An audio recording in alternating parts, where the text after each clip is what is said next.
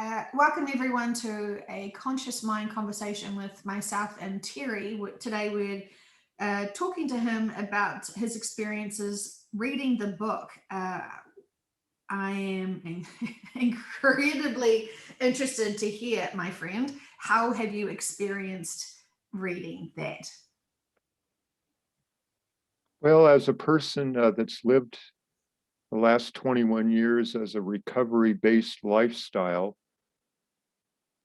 I've found the book to be a sequel, so to speak, to the original text from Alcoholics Anonymous that was printed back in the 1930s. The book, contains, of course, we know it's a manual for those that have written a soul contract to stay after the shift. It's brought up as we were discussing earlier. It's given me a lot of triggers with some wounded inner child work that I've been dealing with since my recent retirement.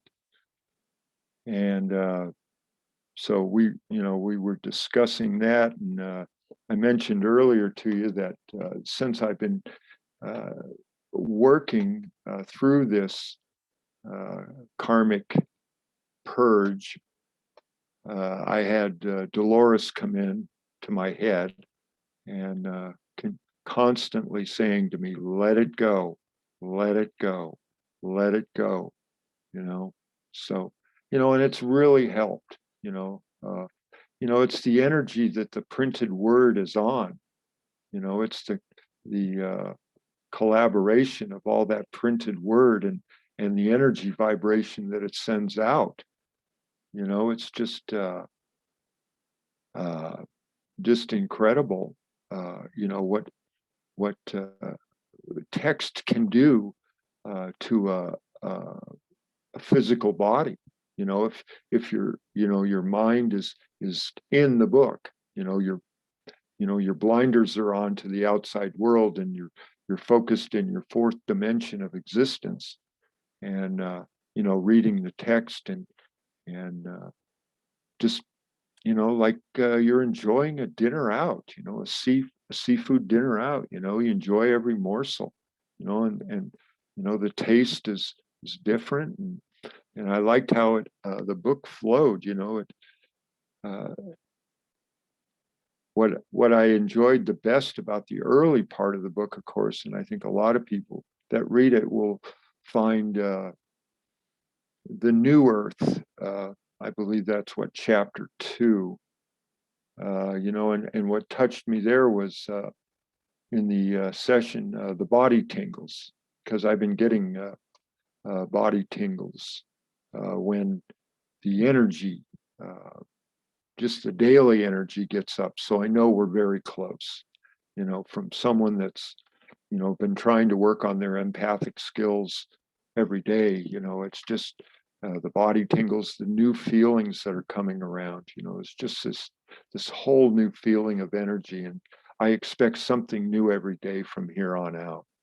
Something different and new, not necessarily good or bad. Just new, different, something unexpected. Maybe little mini pre-shifts or something along those lines.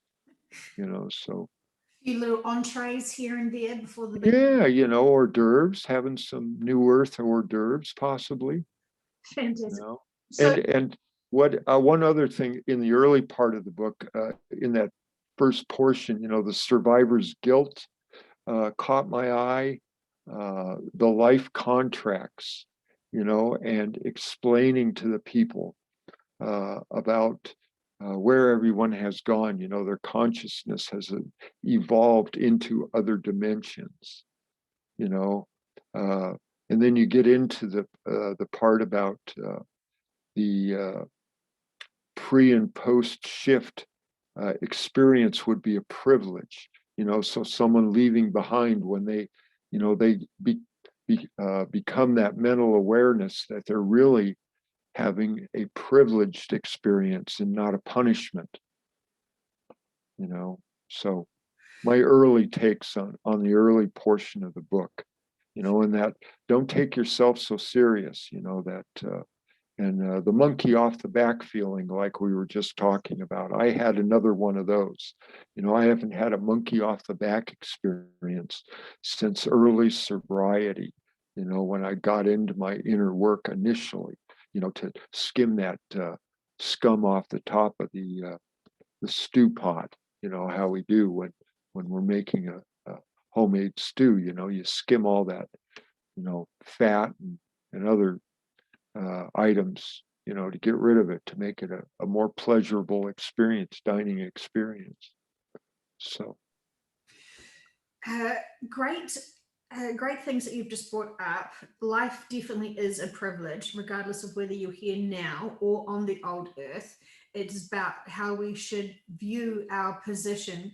And, it is perspective, always perspective. um, we have come here for a reason. No one forced us to take on these life contracts. And sometimes we do feel a bit frustrated and overwhelmed with what we are processing. It just means we need better skills to be able to heal and get back to neutral with our own triggers. So tell me then, from reading the book and bringing up triggers for you, were you able to then process them quickly, or are you still mulling over it? And was it actually things in the book that triggered you, or just brought up some past that you suddenly your mind is open to bringing forth to you? I think what brings up the triggers and the past life triggers is the being hurt. As an empathic person, I've always felt the veil was a little thinner around my bubble, than other people's, and it was the experience through my life was, um, as a small child, I was a crier.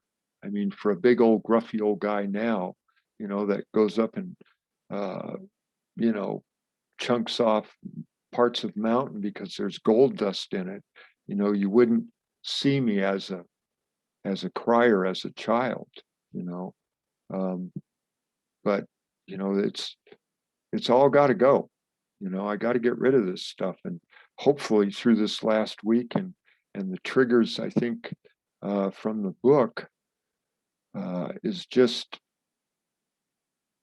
the energy from the book is forcing me to let it go, just in a general overall ball of energy from the book. I mean, just possessing it, even though it's in cyber form. I haven't even made my printed copies out yet, but just having it on my laptop, it's this uh, ball of golden knowledge and information, to move forward with it.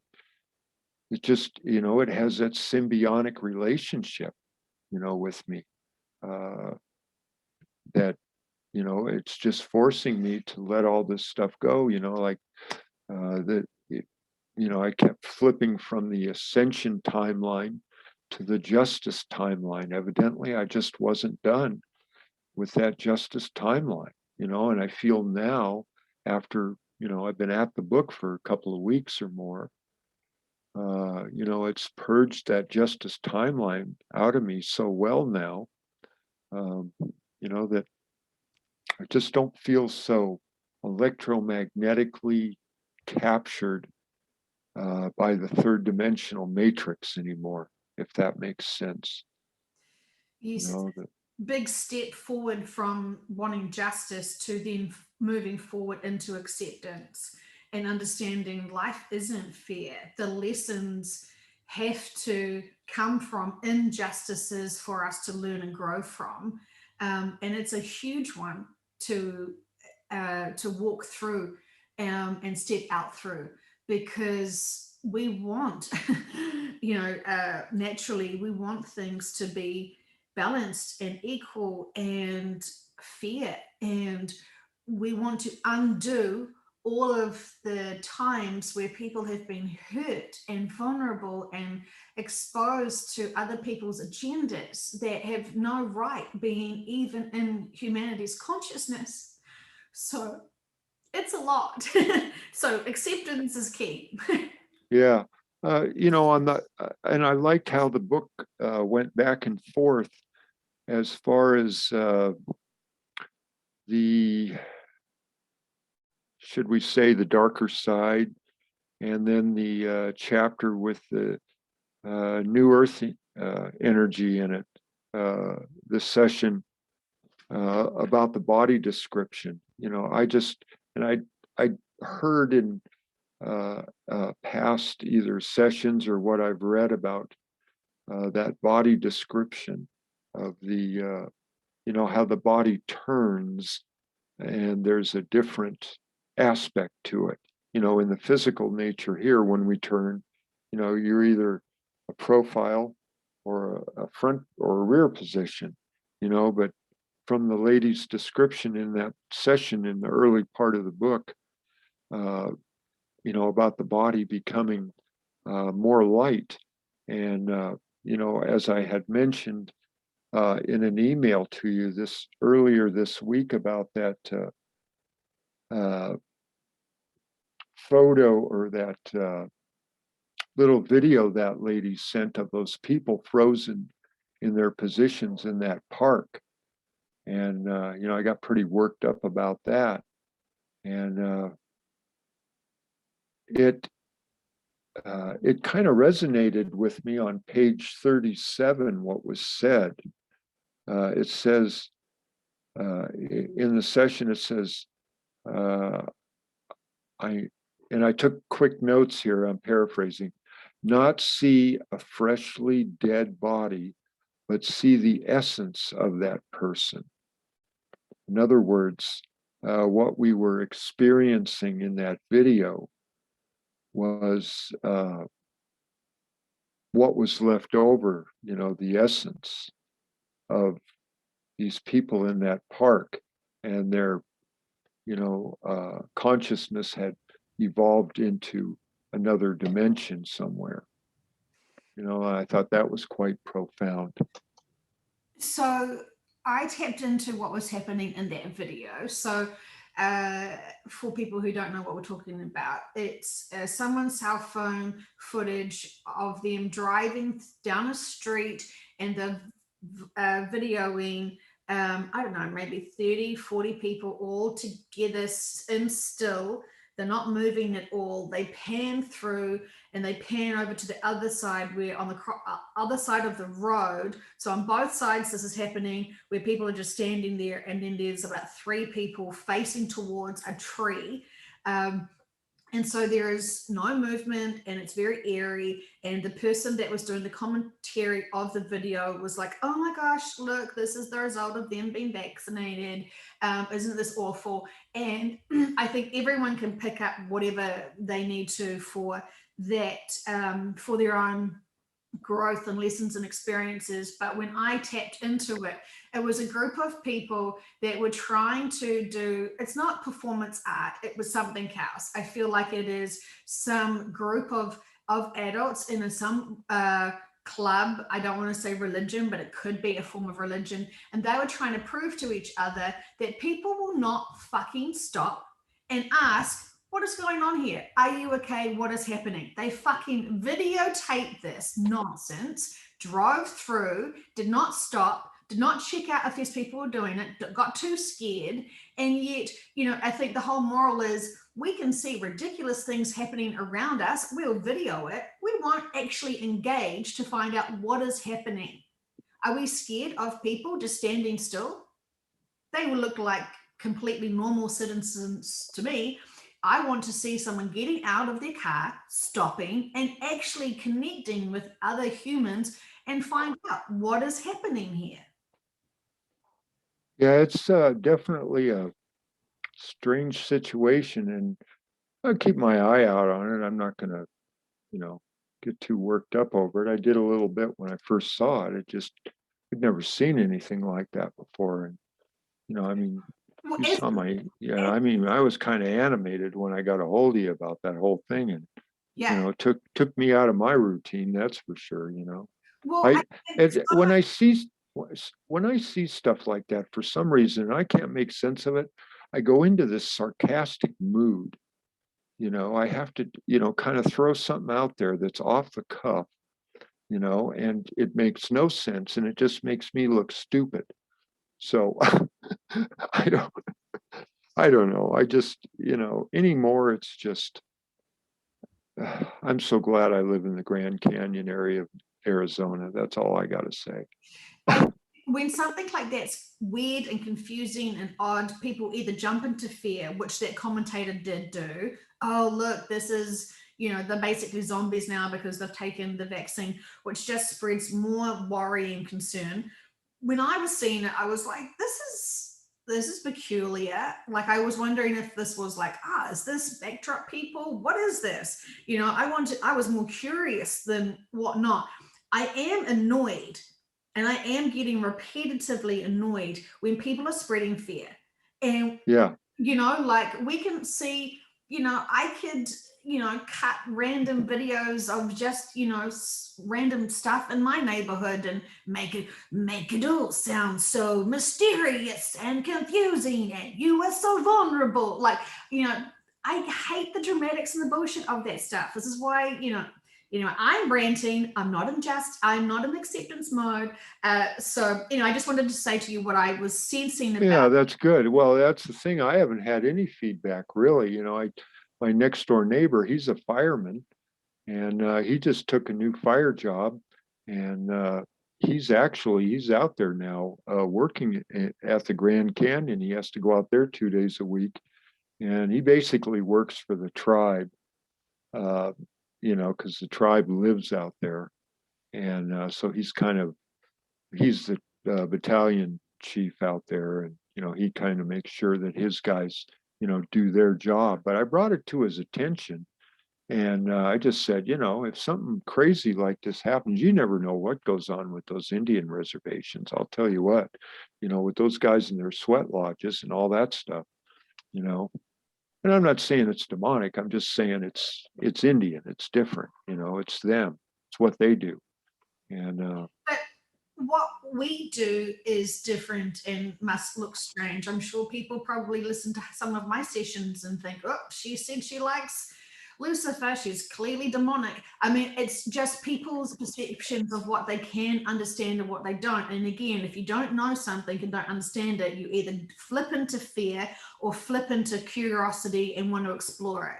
Something strange, something that we're not privy to, will automatically drive us into it's monsters under our bed. And right, exactly. so I trust that, I trust everyone's protected unless you start going into fear, worry, and doubt. And then you're going to plummet that vibration into, collecting a whole lot of stuff that no longer serves anyone really. And I just feel that we can trust that everyone's vibration is being driven higher and higher and higher into more of a high love frequency. I'm constantly doing private sessions to send out and work with collectives to send love and healing energy to all the people that are open and willing and will accept it and receive it. I'm using my free will. I'm using so much to try and be clever and smart about how to be able to get and use these sessions and use this connection and tools that I have to be able to help humanity at its most prevalent and most best opportunities. And I don't want to leave any stones unturned. I want to consider every angle and possibility, how we can help, how we can use this work for the best. And, I'm passionate about trying to do the most I can. And I trust that most people now truly have an agenda to help themselves, to help humanity, whatever that may look like, whether it's, shoving crystals up your bum. I don't, like right. whatever. Yeah. If your intention is to help humanity, I'll get the lube for you, like whatever needs to happen, Well, it's one of your recent sessions. They said that you know, all these crystals and magic wands and all that stuff, it's a crutch. You don't need any of that. You got you. Mm, yeah, But yeah. if you want a crutch, use it. You know, if you need training wheels, use them. Who cares? You Yeah, know? it's getting the results. The results is still going to be the same. The results are empowering humanity, empowering ourselves. And when we get more confidence within ourselves, the less tools we feel like we need to have. You know, Exactly. we're shedding all our crutches, our belief systems, our gurus, our leaders, our whatever, whatever, whatever. We're becoming more freaking empowered by ourselves that we are our own tool. Yeah, I don't think it's gonna let up at all as far as the, you know, the sock puppet circus. I mean, we're gonna see that all the way up until the Flash. You Mm. know, I mean, this is it. We're dealing with a 6,000-year-old death cult. You know, I mean, these aren't, you know, rogue schoolboys. Yeah, but then again, I see that they're doing their life contracts. They're busy doing their stuff. I'm busy doing my stuff. And, you know, like I just trust we're all doing what we're supposed to be doing. And I'm not allowing sock puppets to come into my life and screw up my inner peace. You know, no, thank you. And so Yeah. let them be. They're not even in my consciousness awareness because I'm too busy focusing on positive stuff to help humanity feel the love of their collectives, make sure that they're connected in, make sure that they're seeing every opportunity as a blessing. Life is a privilege. You know, this is special. This is special. However you live, whatever circumstances it is, you're a part of the solution to help liberate humanity, liberate this planet, and you know, I don't know, create a knitting circle or a cheese club afterwards or something, you know, whatever it needs to be to have a new collective of all collectives, of citizens, whatever that looks like, supporting each other, not seeing each other as separate, not being afraid of each other, knowing each other's agenda is to profoundly help each other, love each other, and grow, and not be afraid, not be ashamed of trying to grow, trying to put in hard work to be able to heal ourselves, do our inner work, and love each other while we're still being vulnerable and raw and sensitive to all of this amazing energy that has been blessed on this planet right now. Yeah. And you know, another thing I had just heard, and I think it was just yesterday, and this kind of blew me back. You know, we're all thinking, oh, this is such a unique experience for Earth. Well, it truly is a unique experience. However, this isn't the only planet in this galaxy that is experiencing this. You know, I heard yesterday, and this really threw me, there are upwards of 1,000 other physical realm planets in this galaxy that are experiencing this transition at this time. I mean, does that not make your head spin? That Yeah. there's possibly 1,000 other Earths out there that are doing this too? A lot of them seem to be doing like for like. So whatever the liberation, whatever they are trying to, because this has happened, you know, many times before, where planets are unstable for whatever reasons, and many collectives are coming and helping and trying to get to support those on that planet. I've had many different lifetime regressions from dozens of different clients who have done this role. It's never been, it was supposed to be on this planet, it was supposed to shift up a dimension, and that most of, you know, most of the occupants were going to evolve with the planet. Now, I'm not too sure what the other situations of those planets are going to be when they shift into a higher frequency. But I do know that what we're learning here, what we're learning on the new Earth, will be in training to be able to help support all of these other fragile planets and the lives that are on those. Oh, I mean, Dolores wasn't kidding. You know, when she said the convoluted universe. I mean, it's just sometimes I think we're down here, um, just to take a break away from, the hustle and bustle of the higher dimensions, you know? Yes, they've said many times when we have kind of complained about how hard our lives are or how busy, and they have just laughed almost hysterically because they're like, "You think you're busy, you cute little monkeys? My gosh, brace yourselves because what they do and what they manage and what they cover is epic." Like we have no clue the demands and what their in quotation marks work day looks like.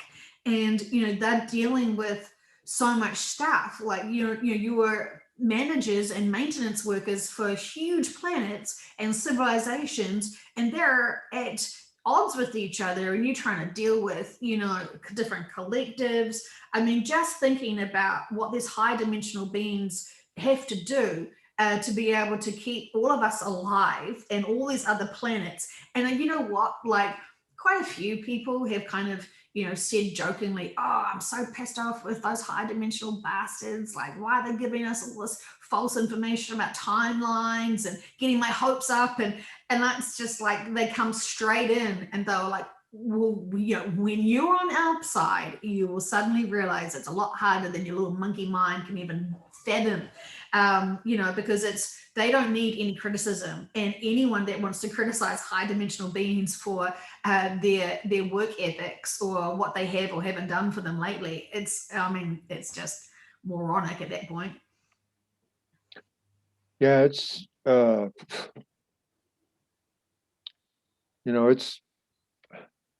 I'm just speechless with, the things that I hear. It's just like, what did they just say? You know, and I've been at this 20 years, as far as, trying to, improve myself spiritually and emotionally, and it just, oh man, But I'm our just, our experiences to life are like onions. We have so much layers, and it's hard to go back and relive something that has been really traumatic because we don't want to go back there. We know our emotions are so raw. We can put ourselves right back into trauma the very instant that trauma happened and feel it completely without missing anything out. And yet we never do that when we want to think about the most happiest times in our lives. We never go and indulge back and have some enjoy moments while, reflecting on the most happiest times we've been. We always seem to be like, sadistic and want to go to like, the worst times of our lives where we have, completely been, butt munches to each other or real dicks or, whatever. Like we overthink things, we overfeel things, and we never seem to really let ourselves get unstuck from some of the stuff that's really easy to unstick for various reasons. And we love distractions. yeah, oh yeah, the distractions, they're just one on top of another right now. I mean, they keep talking about all this, these dams breaking and all that stuff. It's like, excuse me, I'm just downriver from Hoover Dam myself. I mean, I'm not in the floodplain or anything, but I got friends that live down on the river. It's like, oh, well, it happened in the Superman movie. Uh, that's a movie. This is real life. We got people that live there. Same thing with that deal in China. It's like relentless here. That stuff, they're not going to let all those people perish. I'm sorry, I something's not right there. I mean, yeah, people are going to die. Some of them's soul contracts. That's the way they check out. But something's just not right with all this. Mass. Uh, Exit points. yeah, mass exit points. Good answer. So we've covered this quite a few times in sessions about that, and it is very uncomfortable to know that there is, mass exit points, that there's opportunities for mass exit points for those people, because when you look at the density of their lives and how challenged their lives are, they're probably one of the first that need to be removed off this planet because it's so challenging. Those lifestyles are very dense and heavy, and they are, as a collective, wanting to go. And so, Yeah, I can see that too, as far as the tough life. If you've had a life of slavery all your life, there's slavery and then there's real slavery. We're tax donkeys here in America, but we're not really, you know, as controlled, I would say, as the Chinese people. do you think that there would be great rebalancing of karma or something else if you've chosen to have a lifetime of slavery? Why do you think someone would jump in and have that life contract? Um, I don't necessarily know if it's purging karma. I think it's just a new experience. Maybe they've just had so many lives of bliss that, they stale out. So, 30, 40, 50 years as a Chinese prisoner and then getting washed away by a dam, that might be something exciting after 4 or 5 lives of blissing out. It's an interesting choice, and it's not my choice. I cannot judge. I have to have acceptance of all, and I do know that the when I have tapped in personally to my because it is uncomfortable to think about that dam leaving because of the consequences. My heart would, I mean, it would be horrific for everyone to know that millions of people have exited because of this breaking of a dam, which is man-made and could have been, could have been not breakable. Like no one on this planet would not have a compassionate feeling if that situation happened. And I did not feel comfortable knowing about this dam breaking until I could scratch away and understand every little angle for myself just because of my curiosity. And, it is very challenging for them. It is very exhausting for them. It's very dense for them. They are not living in joy. It is very challenging. And, they are wanting, and they needed to go. They wanted to go last year. As a collective, they wanted to go. And, Yeah. it seems like there is, they are waiting for this, in quotation marks, exit point to go all together as a collective. And it is, it's acceptance. We have to accept that this is what it is. Emotionally, as a 3D person, I don't want to think about the children. I don't want to think about any of that stuff. I don't want to think about any of that. I don't want to feel any of that. But from a metaphysical perspective, I can fully understand and respect it and understand, really, really, really get it and honor them and know that, it's not going to be traumatic for them when they have those exit points. It's actually all divinely orchestrated and they're going to be supported and it is going to be a blessing for them. There's going to be a liberation for them. And like we have to hold space for them. But again, I can instantly flip down into my 3D little life and, want to cry about it all. And These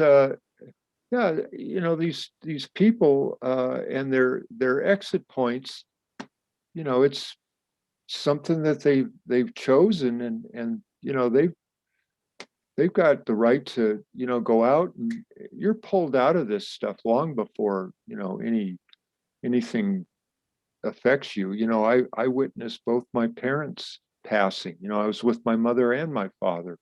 My father left as a screaming madman, and my mother blissed out. It was decades apart.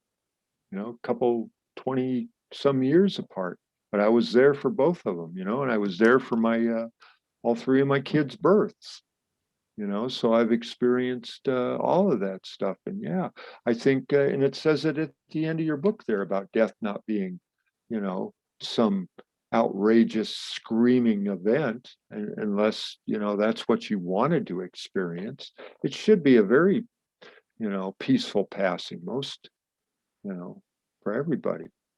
What they're giving me at the moment is for anyone that wants to worry about anyone experiencing a flood. They say they are pulled out of their bodies before even their toes get wet. Yeah. Oh, yeah. just want to say one thing. While I'm speaking right now, the time is 1222. I don't know. You've just started listening to the sessions. Is that right, Terry? You've listened to I think it's a public one where we ask why Karen keeps seeing 1222, and it's just, sorry, I'm not going to get distracted. Yeah, was that the last one that you posted, the most recent one, or the one before that? I think it was the second to last one. Yeah. It's all intriguing. It's all okay. Sorry. Okay, so let's get back to so you finished the book. I love that Dolores comes in and tells you to release it and Let it go. Let it go. Let it go. Like a grandmother would. or Elsa from Frozen, depending on who you're asking. Yeah, I know who these people are. It's a child's movie, right? Yes, my 5-year-olds now, got over the Frozen stage, which is okay. We're happy as a family to let it go. Yeah. So one other little thing out of the book that kind of caught me. I mean, it wasn't actually written this way, but I kind of plagiarized it a little. It might help somebody. Set your moral compass to the sweet spot between microscope and telescope. How's that for deep, huh? But the moral compass thing, that really grabbed me a lot. The moral compass and inner work. It was so many pages of that. It was just always, it's just pounding it home. Inner work, and take it easy on yourself. It's like you say, you got to laugh. Laugh through this stuff. But just trudge forward. And trudge is a positive word. That means walking with purpose. So trudge is a good word. Doesn't sound good, but it is. Well, I mean, yeah, but then we can add so while we're trudging forward, because I'm assuming we're stuck in mud and we're trudging through the mud. But what else? Whatever is out of the mud, I'm thinking hands are out of the mud, and I'm like trudging through the mud fully with like jazz hands. It's slow and it's steady and it's quite dirty and gross, but jazz hands all the way. And it's the attitude of jazz hands and not focusing about the mud squishing through the toes and the density of it. Jazz hands all the way. Am I selling this to you? Could I get you to do a t-shirt for that? Do a t-shirt. Jazz hands through the drudging of 3D. Okay, we'll start with a bumper sticker for my VW bus and see how the crowd likes it in traffic. Okay. One other little mention on the book here, in the chapter on the Galactic Federation, where they got into the Russian dolls. That's always such a good scenario, and that should really help the people on old Earth. That they've got their bigger being and their higher self and their spirit team and all that stuff. All their angels. Yeah, I mean, while it's like they didn't even want it to be called Russian dolls, they wanted to be stacking dolls. But it is what everyone knows them as being that, and so they really want us to understand that we're not separated by landmass and our passports and our citizenships. We are all one.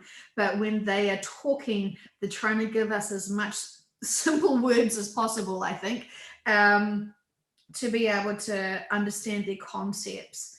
The end part from Marcus was fantastic. And yes, I mean, this book is a gift for humanity by high dimensional beings who love us so much that they want us to be able to see life as a privilege while we have our lives here.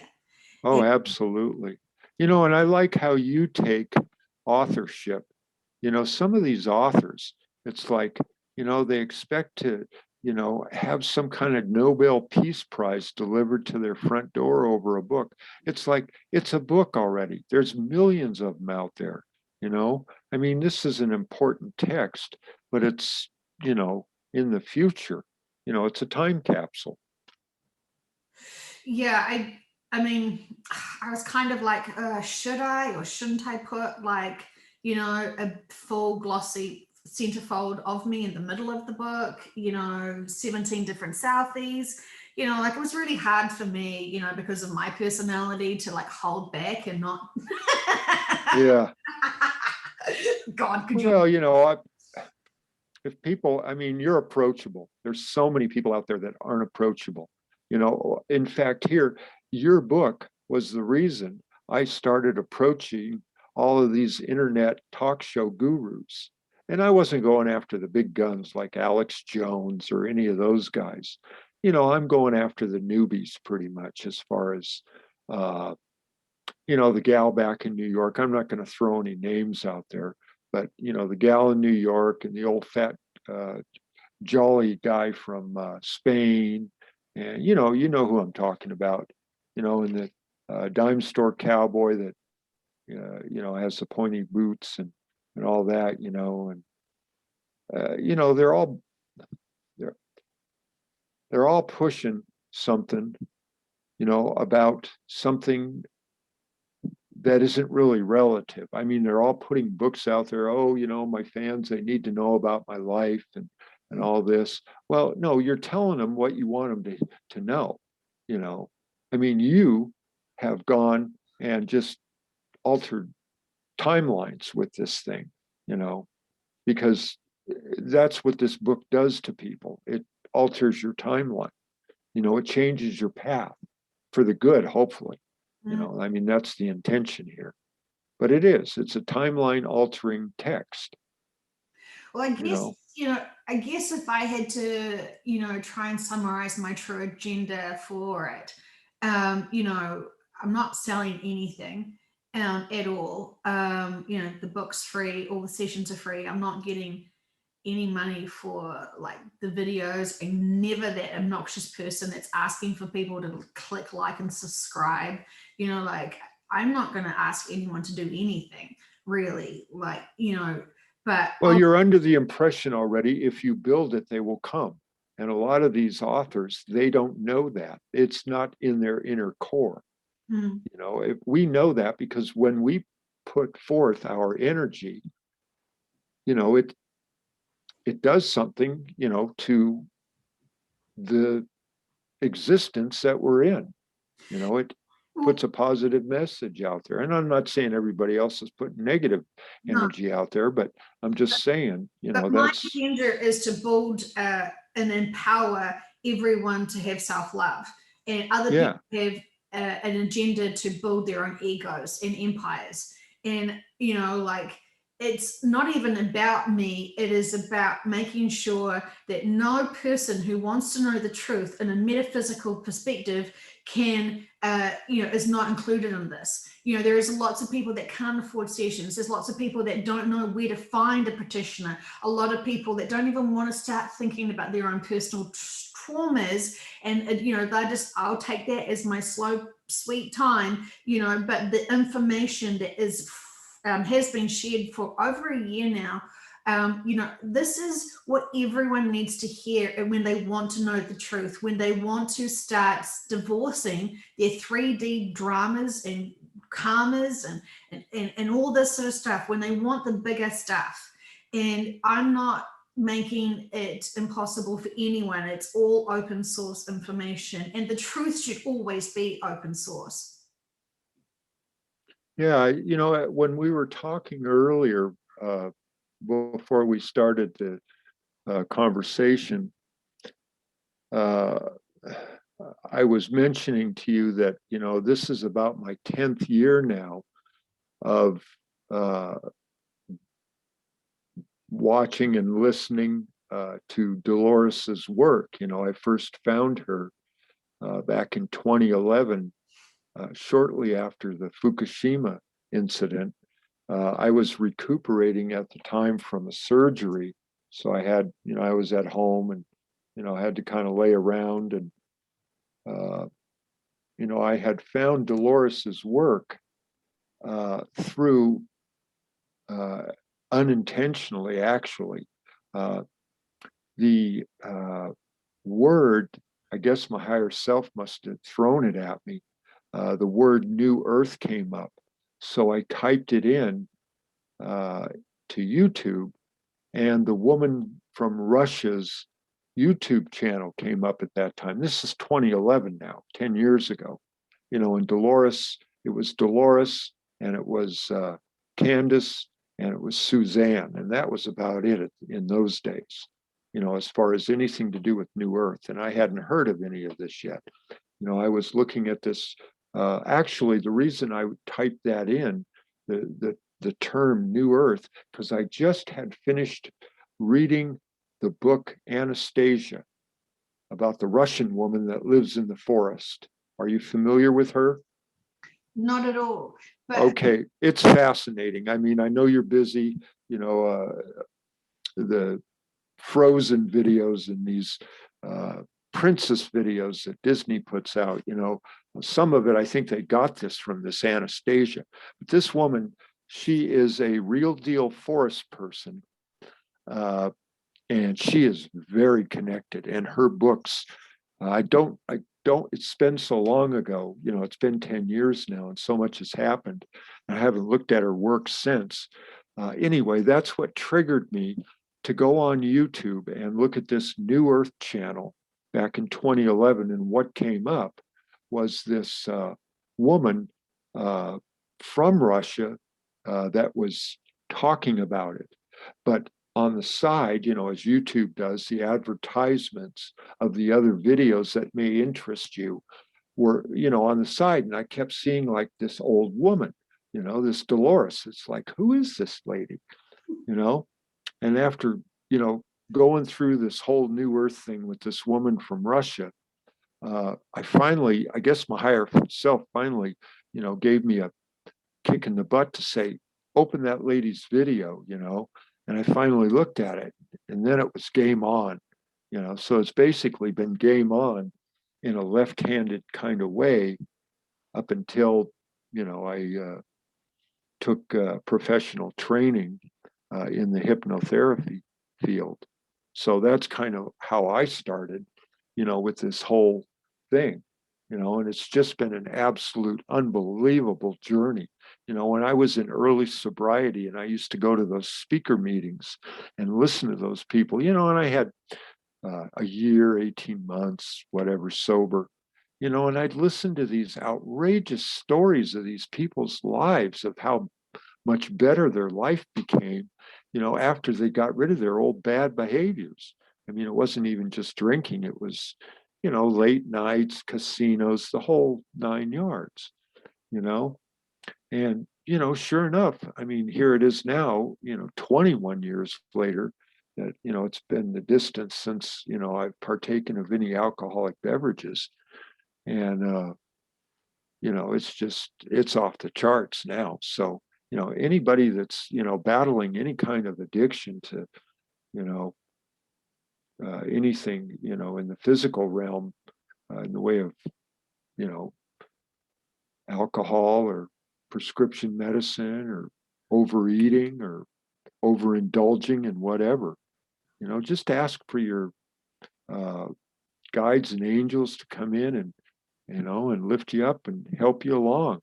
In fact, today, and when I was on my trip over to California with the neighbor, we took another man with me, and he was in the back seat, and he was complaining about, oh, I've been trying to quit drinking and I can't do it, blah blah blah. I said, if you want to quit drinking for good, you have to trick your mind, and candida, which is that parasite that lives in the left ventricle of the heart, and that's your sugar parasite, so you got to trick it and drink lots of orange juice and eat chocolate cake, so uh, getting rid of alcohol addiction isn't all bad. Orange juice and chocolate cake is a pretty good remedy, in my opinion. It tricks the mind and the parasite in your heart. So for anybody out there, if this helps you, good luck, because this is definitely the time, to do your inner work and clean out your temple as best you can. Yeah, the whole addiction thing is so much more than just what we're putting like in our mouths. There's so much that we're putting in with our eyes and ears. The Oh new yeah. nonsense, we must look at all our behaviors and routines of our lives and see, is there an addiction somewhere, and is it serving us? It's a huge thing, and not that many people want to be responsible for their own actions, so they will refuse to look at things. Yeah.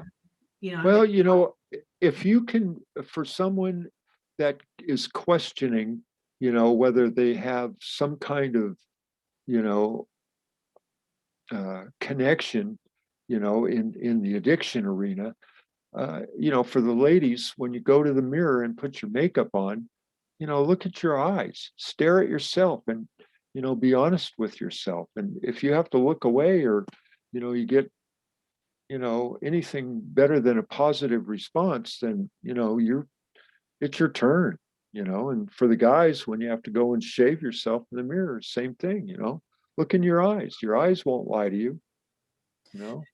or universally, when we brush our teeth, I haven't put on Yeah. makeup in years, my God. Well, yeah, exactly. Good answer. Yeah. When you brush your teeth, you look at your pearly whites. I do have something I've done. I've probably watched maybe 4 or 5.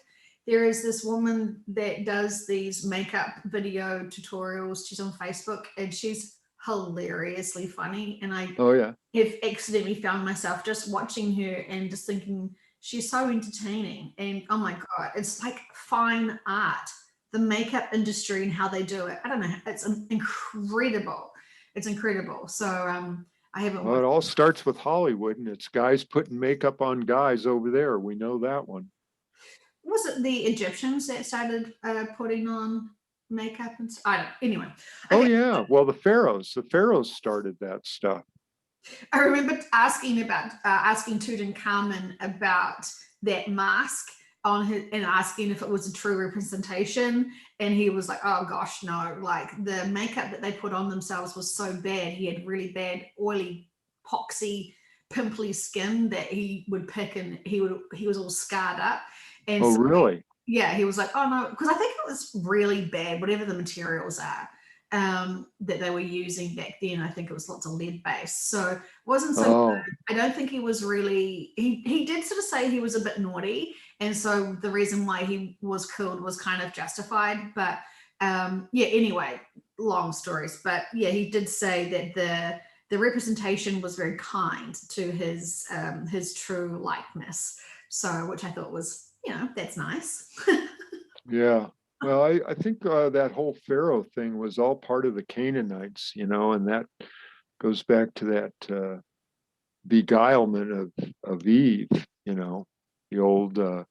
She was basically tricked into, her uh, encounter, I guess, with whoever the apple salesman was, if you want to put it in a vernacular of easy to understand. We don't have to use the big R word. You wouldn't want to say reptilian now, would we? Uh, we are acceptance of all cultures and collectives, and we value and honor all of their lives, and accept that they have lessons to learn as well. And we are beyond judging now because we're so mature. Yeah. And, speaking of that, I like that part in that, I think it was the second chapter of the book about, you were asking her in the session about having contact with these other beings. I guess they were on the ship. That second chapter, was somewhere between the ship and New Earth, the transition, you know.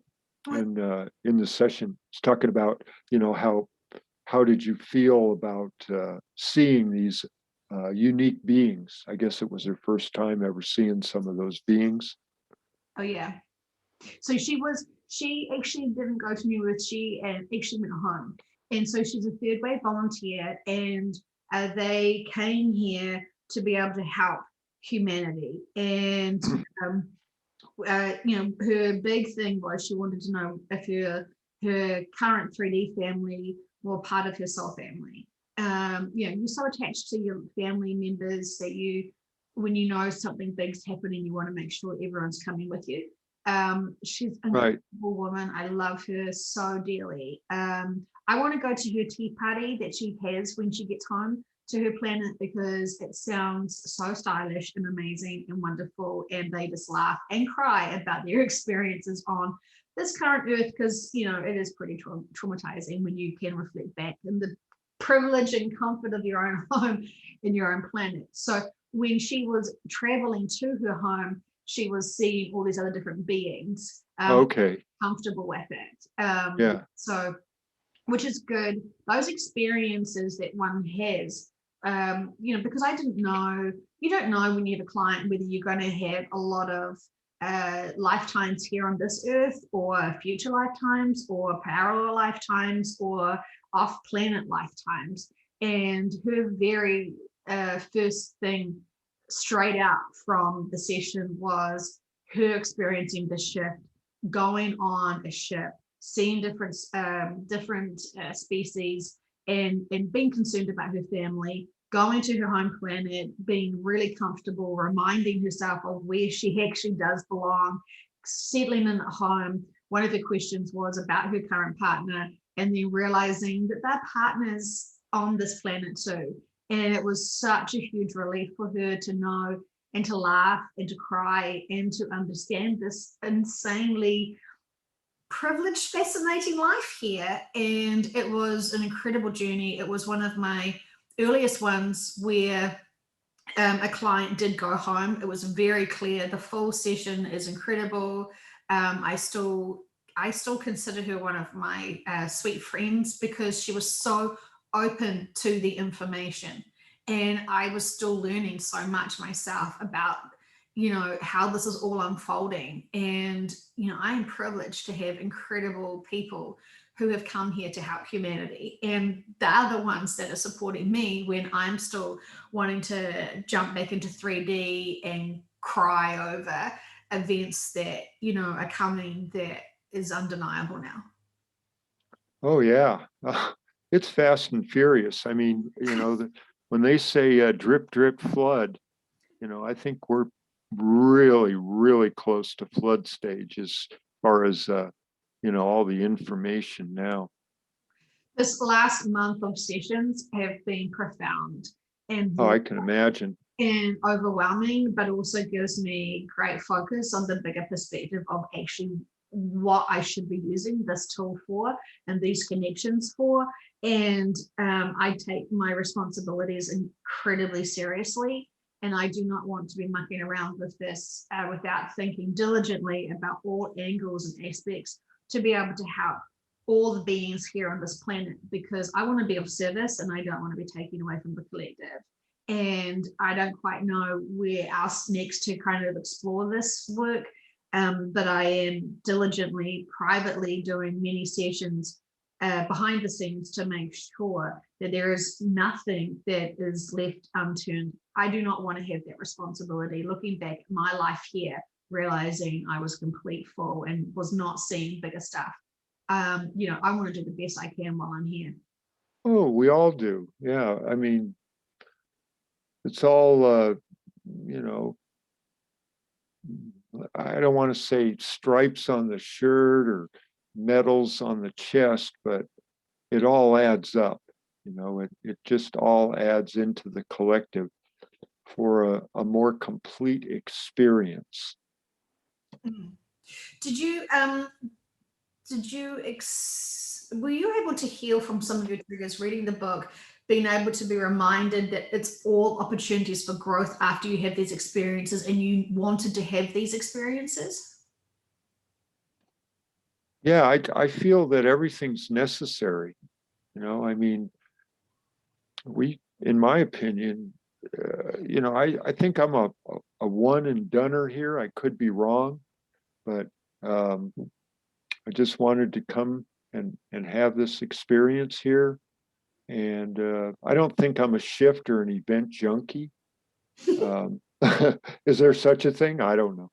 But Well, you're not talking to someone who is either. I was completely clueless of the shift or the event. It just keep popping up in the sessions. I was never seeking out this. I was not searching for this. I was not, yeah, like I was concerned when I was hearing this information, because it's like, this sounds really quite big. I should probably explore this as much as I can. yeah, And and boy, did they deliver. Boy, did they find the right clients to be able to help me through that, to learn yeah, from that. It was not something I was seeking, but it was. And I think when you kind of seek, people become really like try hard, and it's forced them. You have a different agenda, I guess. Maybe I'm not too sure, but I wasn't quite kicking and screaming through this journey, but I could have had the option to sort of do that. And there were one moment or two that I was a little bit immature with my approach to doing the book. And I've got to accept myself, for how I behaved, not being in the biggest joy to take on that role and that mission. And that's pretty embarrassing. But it is what it is. I overcame it. I had to be at peace with, my approach. And I was stupid. I didn't see the bigger picture. Now I do. And I'm moved forward from that.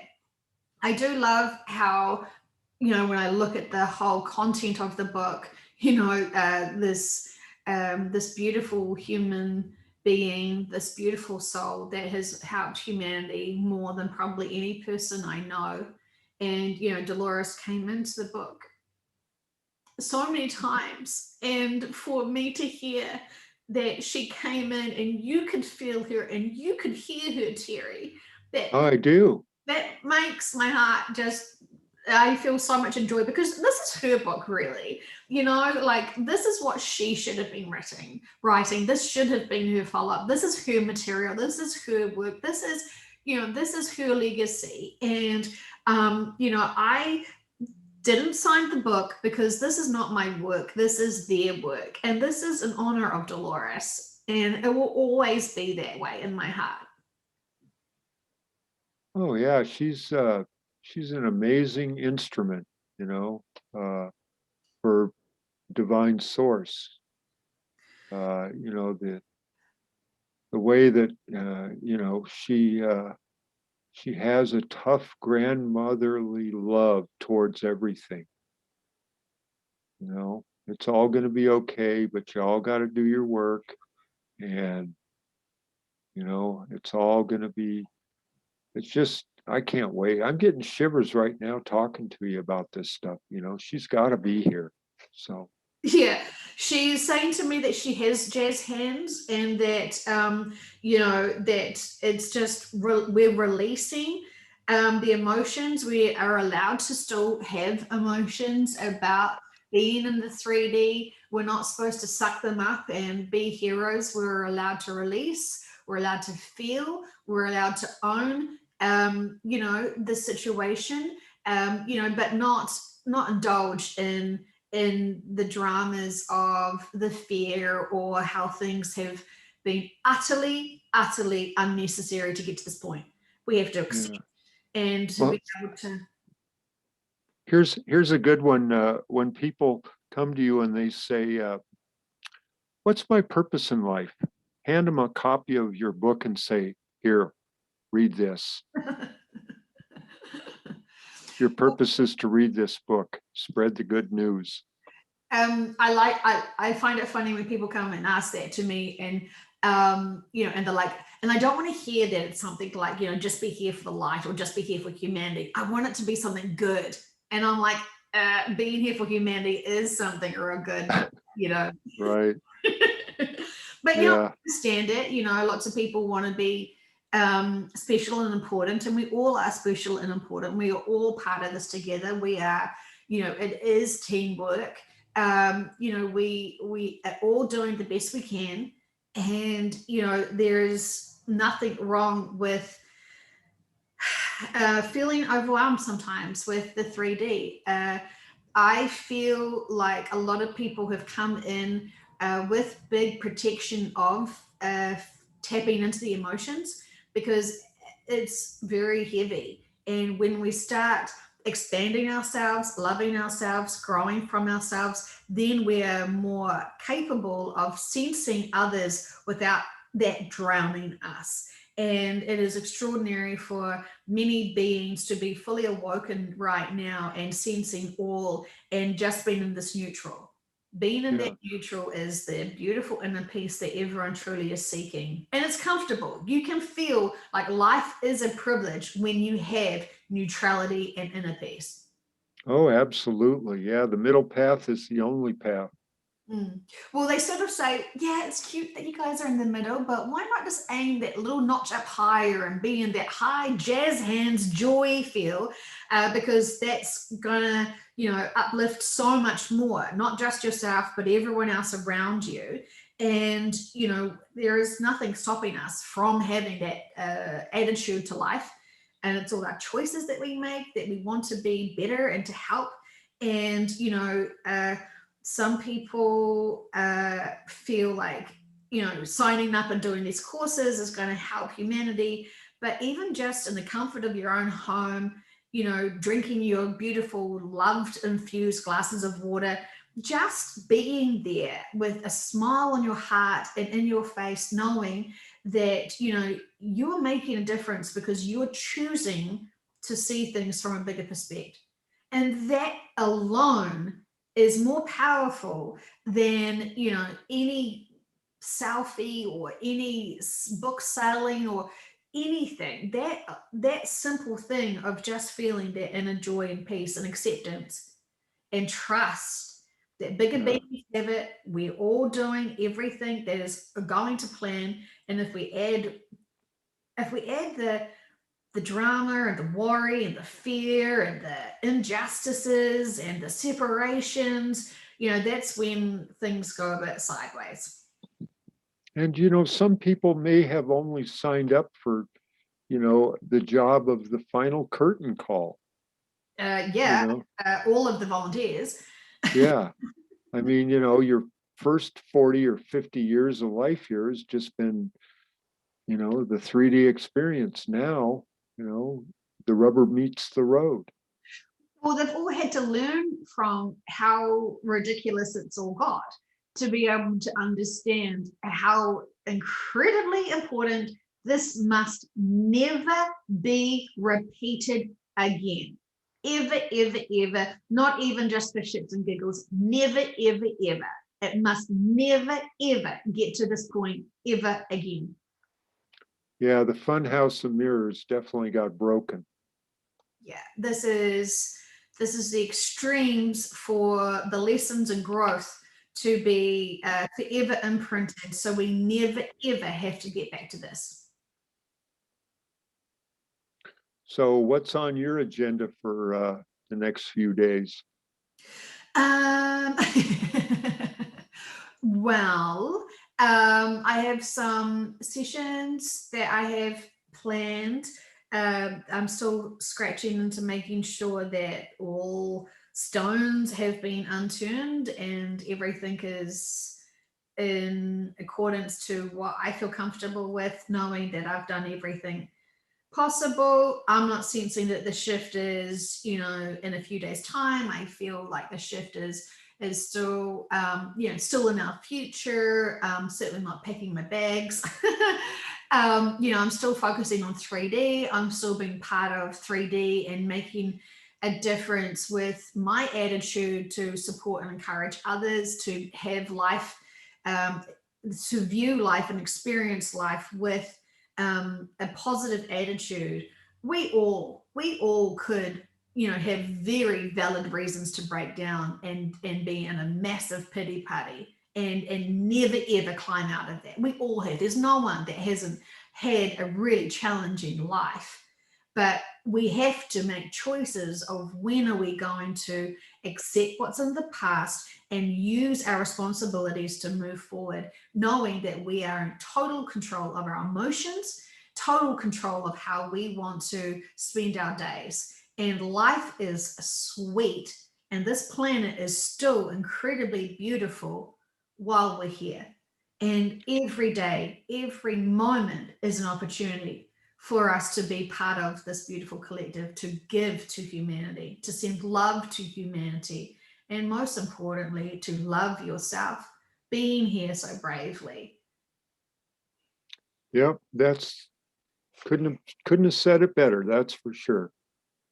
Yeah, I'm a bit passionate about this. I know that sometimes people feel that my approach to being driven to always see the bigger perspective and try to expand on my own growth, because I certainly don't feel like I've, done all of my inner work. I'm still, I'm still surprised of some of the stuff. It's the big stuff still too that's coming out that I'm having to process. Without going into too much details, I've conveniently distracted myself from dealing with sexual abuse that I've experienced in my life. And it's like, oh gosh, that little pickle, fantastic. Oh, we're going to explore that now, are we? Great. And the problem is that because you have acceptance of everything, and I don't feel like I'm not hung up on that situation in my life, which was very traumatic. I felt like I'd moved on from that. And I have emotionally and mentally, and spiritually moved on from that. But it's something else. I had to be triggered to be able to remember those feelings that 15-year-old, whatever girl had to experience, and be able to correct it. I had to go back and talk to her and talk to all the people that are involved with that to be able to heal that, to release that. And like, here I am listening to all these sessions, knowing these sessions, knowing about how to do all your inner work and all this, all this stuff. And it wasn't, even myself, I was still am learning and going through this inner work journey like everyone else. And, Yeah. it is a blessing to be able to move through these triggers and experiences and profoundly heal quite quickly, quite like almost instantly, I would say, once I saw it and recognized it and was reminded of that moment in time, which profoundly changed my life. And I can have full acceptance of it. And it was just readdressing the feelings and seeing it from this 45-year-old mindset and looking back and being able to heal. So life is still giving me lots of experiences to overcome and master. And I guess I'm grateful for it, because otherwise I'd be really bored. I know lots of my really close friends who have done all of their inner work and are just sitting back pretty, and that's fantastic, because they're so balanced. But I do feel compassionate for them, because it's also quite freaking boring to just be in neutral all the time and just be waiting. And that's also another lesson. So it's all beautiful. Yeah. I think for me, on the next few days, I'm going to monitor my triggering episodes, as far as what triggers me and when, and kind of follow along with the energetic meters on the planet, such as the Schumann resonance meter, Right. and kind of see if I can find a pattern at all. When we get these large purges of energy from the center of the galaxy that comes our way and lights everybody up, I want to see if I'm where my mood is. Sometimes my mood is just like blissed out with this extra energy, and then other times when the energy shows up, I'm ready to rip somebody's head off from the past, from past experiences, such as what I was telling you about in the retail sector, having people climbing up inside of me, with this mask thing. And we had it easy out here, I mean, and for one thing, people didn't typically climb into me too hard, because they knew what they would expect as a response, and it wouldn't be pretty. you know. So that's, this whole invasive behavior of last year, I guess, really set me off. And I want to see if now this year's energies that are coming to the planet are going to purge the nasty out of me. So I'm trying to, find a correlation here between energy and purging the nasty out of me. It seems like it kind of squeezes us, and the dense emotions kind of really get separated as if it's like oil and water. When you're starting to feel the oil or whatever, once you're starting to feel that frustration, the anger, whatever, I always find asking myself, where have I felt this before?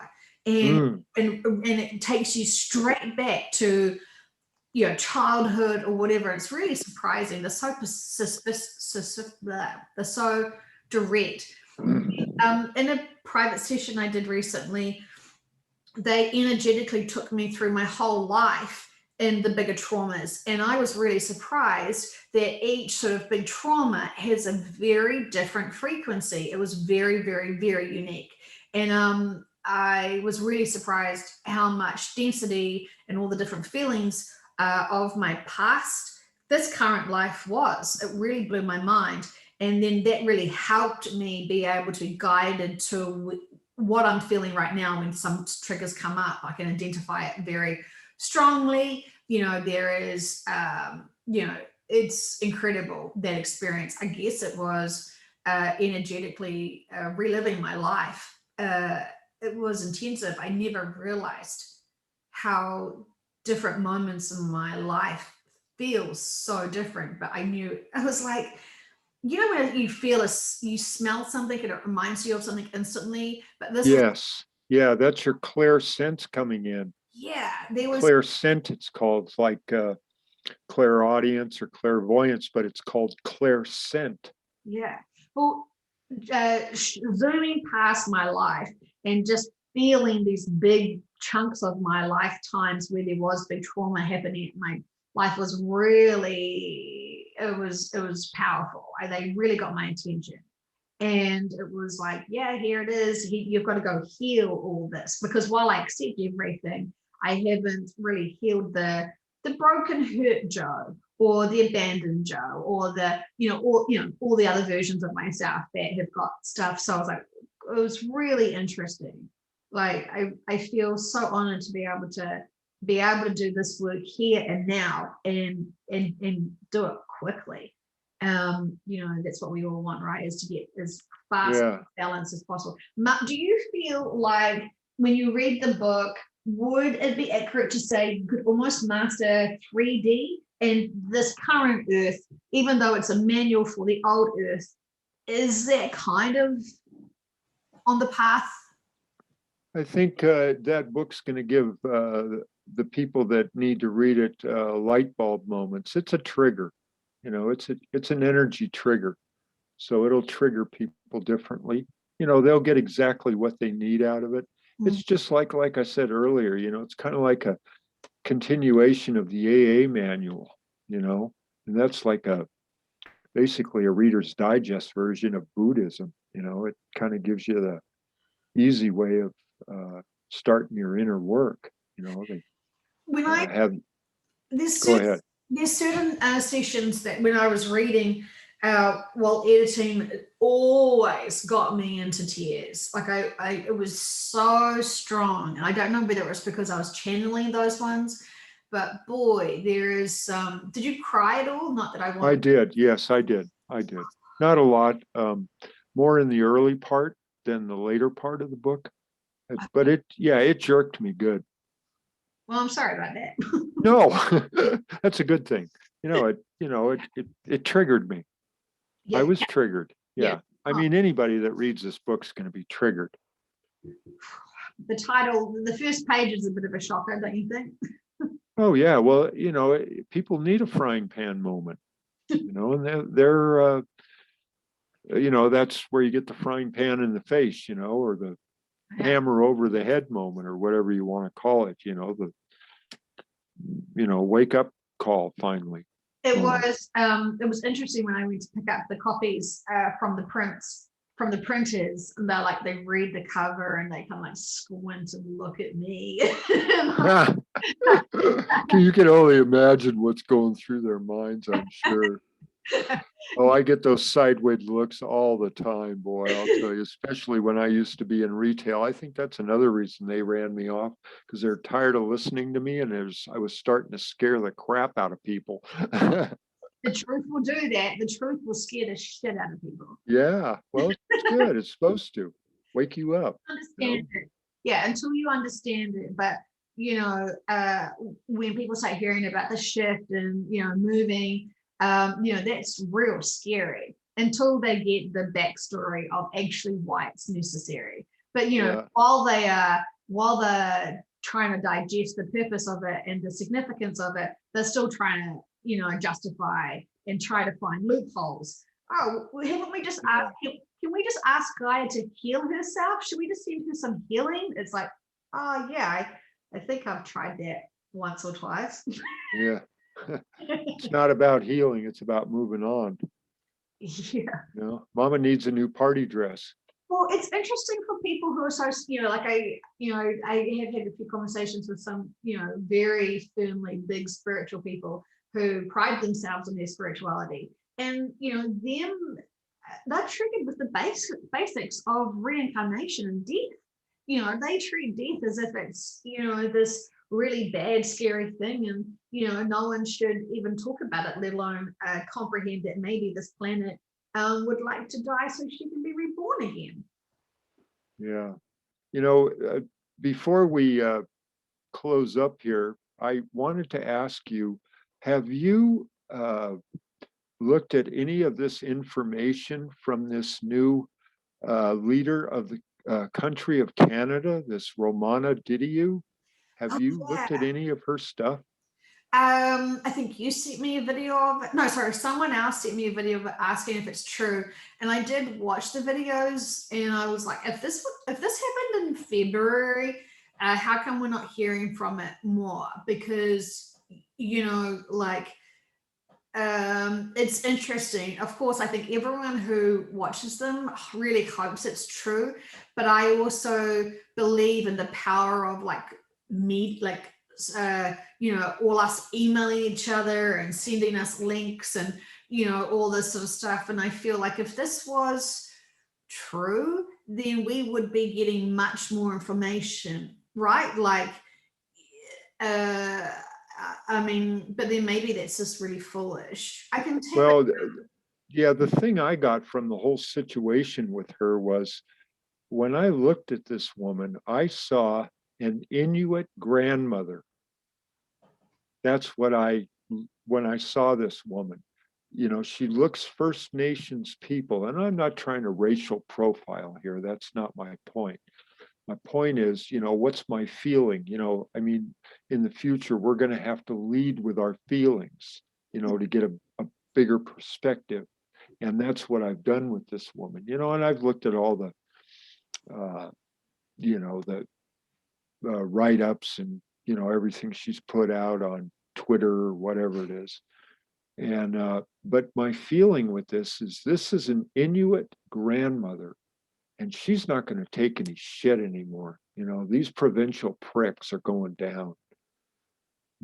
That's just my feeling. I think she's the real deal, and I hope there's another 11 like her. I hope this whole planet, until it ascends, is run by 12 indigenous grandmothers. Gosh, you don't screw with indigenous grandmothers. No. They'll put the hoodoo on you in a New York minute, and that'll be that. I mean, we all should be really respectful of our elders, especially the ones that have, humanity's best interests. They're the ones that, want to, be profoundly more connected to the land and to the people, and to know that, even in our lifetimes, we're only merely borrowing, Gaia as we're experiencing this lifetime. And we don't really own anything, and we have to be really mindful of how we're treating this planet. That was even before knowing about the shift. I did feel the same way, actually, now when you're telling me, because I was thinking, I was being reminded of who for New Zealand from a session that I've done Are you prior. there? Can you hear me? No, I lost you for a few minutes. You have to repeat from the point where you said, I agree with you. All right. Oh, I agree with you. And I just was rethinking about suddenly a session I did where someone wanted to know about our leaders for New Zealand, and being reminded of who they said in a session would be the sort of, not the political leader, because there is going to be no politics as such moving forward, but it was about just leaderships. And the person that they had said in the session, made sense, was someone who's got great mana for this country, which means honor and respect.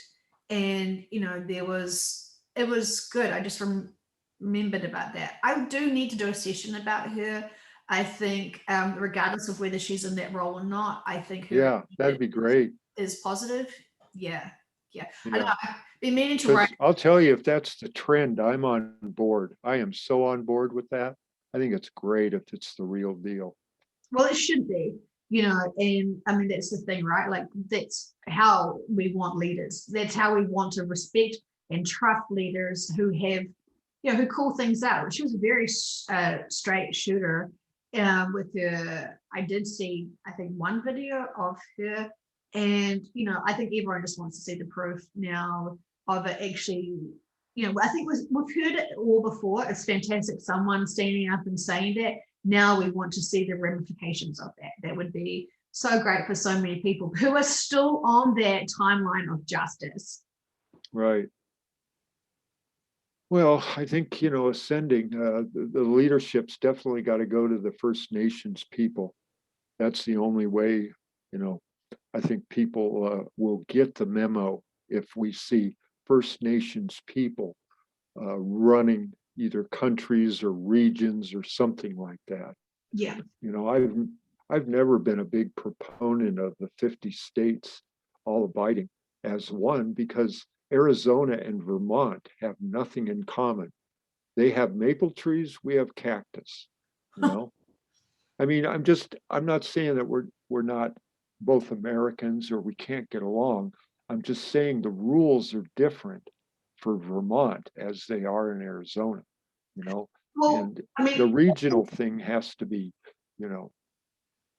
that's where I'm going with regions. There's truly no real international universal law for this world, right now. If law is very subjective to each region, and that's fine, but we should have we should all be including and being very mindful of the one planet and humanity, and that should be consideration for all leaderships. I think that's when you have profound inclusion of all that want to be part of making humanity better again and being considerate of all, it's teamwork. And you can see those people who don't want to be, when they don't want to be in team, when they can't be team players, those people, are hostile and resistant to working together as a team. That you can tell them, from a mile away, their attitudes, their behaviors, their fakenesses, it's, and everyone is here to help. There's not one single person who should be here who signed up for a life contract to either get rich and famous, because that's it's not really life purpose worthy. But I mean, yeah, that's an experience, but you've got lots of other responsibilities. I'm totally going off topic here, but oh, that's all right. We're kind of just finishing up anyway. I just wanted to get your feel on this woman, and I'm looking forward to what your session is as far as her legitimacy. I think I feel it's good, so it'll be interesting to see what you come up with. it feels like it gives people hope and excitement that there is change when Yeah. there's not much other like not much other big sort of things that are happening, and people are just desperate to see some action and traction. This feels good for those who need to see that, and so this Yeah. is physical proof. Which Yeah. I Well, think, there's a follow-up today on the news too. This morning when I was looking at the news, I saw that Benjamin Netanyahu was shown the door in Israel today or yesterday. oh, And that's a good step forward. And I heard when he leaves, he was going to take a lot of people down with him. Good, you know, take them all down, put them all in cages, let them know how those children felt. it's all extraordinary times, that's for sure. Okay, so any final remarks about the book for you as you diligently read it on my request? Well, like we talked earlier, I want to get it printed up, and then I have a physical form of it, and then I have that physical energy sitting in my room. Mm. I like to keep good energy in my room here. Not that I'm worried about anything; it's just good energy. I like, have a little gold and some of the other stuff, some quartz and some silver. It's just stuff that rocks I find up at the mines, up in the mountains.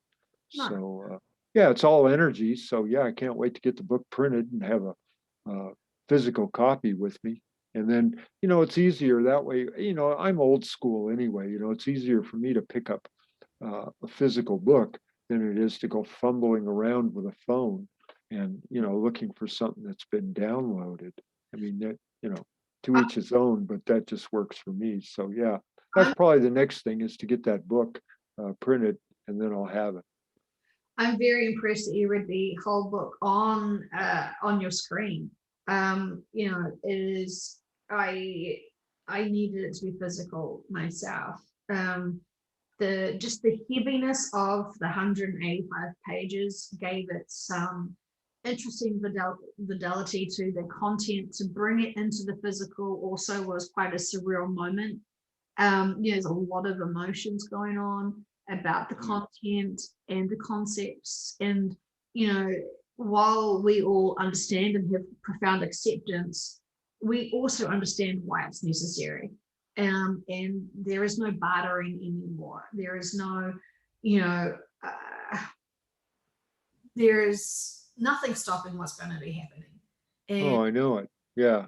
as soon as we can stop the resistance and have acceptance, and then we can go with the flow of it while being responsible for our own inner work and responsibilities to be a really good, solid, decent human, the best we can. Yeah. Well, I think when we all check out of here, it's going to be a pleasurable experience. It's not going to be fire and brimstone and creepy stuff or any of that. I think it's going to be an absolute bliss out. Definitely a liberation. Yeah. Yeah. Oh, yeah. Well, like in the book there about dying, dying is not a bad thing. Leaving the meat suit behind is nothing wrong with that. As long as you've done your work, then you don't go out kicking and screaming. Mm. Well, there is validation for kicking and screaming if one must, but Yeah. my sort of personal concern more is about, have I got to do everything I needed to do beforehand?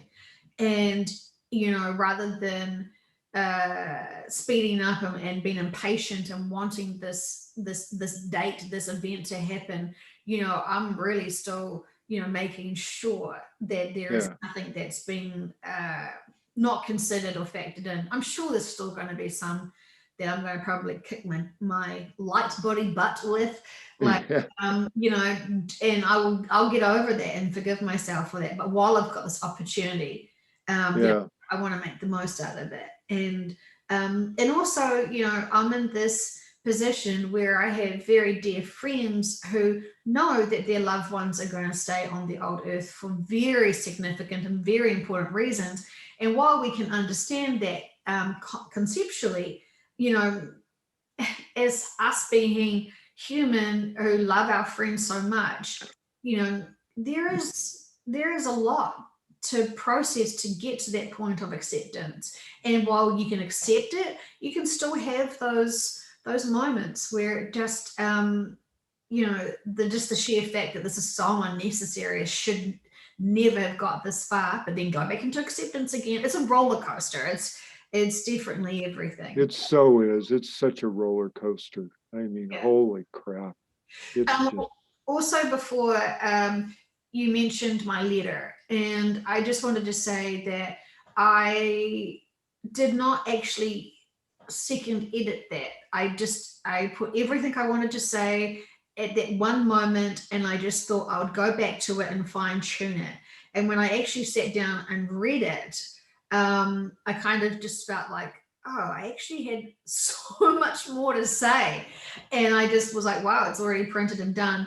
But I didn't have the luxury to go back and just really make sure that there was everything I wanted to say. It is what it is. I'm totally okay with it. But I do feel like I probably should have gone back and actually spent more time working on that. But it just felt like everything else was more important. Really. Well, you know, in the 12 steps of recovery, there's two opportunities, always two opportunities to, finish your work. You have in the beginning of the steps, in 1 through 9, you're doing all of your purging or your inner work, reflecting on the situations that were less than admirable, and writing them down and making your amends to people.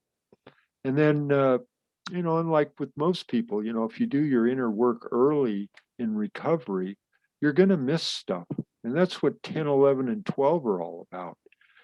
Step 10 is reviewing your day, and if you mess up, you have the opportunity to make amends at a later time. So you'll have other opportunities in the future, to add to what's in the physical form of the book, little side notes or whatever. Yeah. I mean, there may be opportunities for you to add to it. We don't know how much longer this is going to go on. Hopefully not too much longer, but Wow. we just don't know. Maya Angelou has come in and she wants to say and remind us all that we must forgive ourselves for not knowing what you didn't know before you learned it. And, the reality is accepting our journey. We can't be perfect at anything. We have to master things to get there. And I'm definitely learning so much on the spot. And I appreciate all of the lessons that I'm experiencing. And, thank you for just letting me share that with you, Terry, because I know that, I'm so busy focusing on work, I never stop and reflect much. And I mean, especially those last month of sessions, which were really raw and painful. There was so much big content to go through, and I just find when I can reflect back, then I can make sure that I haven't missed anything. So sorry, Right. This is not too boring. Yeah. Oh, you're doing fine, So, well, with that, I think I'm going to make some dinner. Nice. Okay, well, thank you so much, my friend. Thank you for reading the book and sharing with me. I really love to be able to hear your perspective of it. So then I can know how others, because I feel like, if you're experiencing this, then this is common for others as well. So I really appreciate you speaking for others, and I really appreciate that. Yeah. Well, I think anybody that's in a spiritual mindset will be directed towards it somehow, whether it's verbally or through the internet or social media or whatever.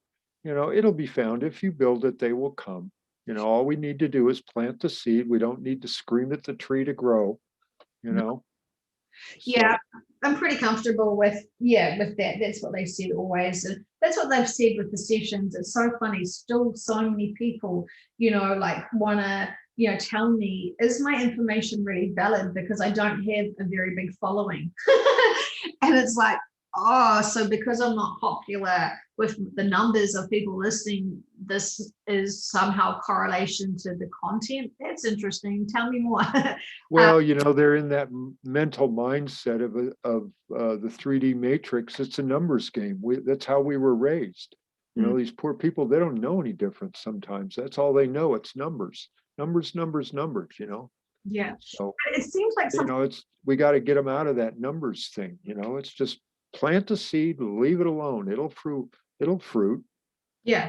Oh, totally. I trust that. Absolutely. Yeah. Okay. Well, thank you. I feel like we could talk for hours. So I'll say We goodbye. can. Yeah. So we'll make another date here and stay in touch. Absolutely. Yeah. Great.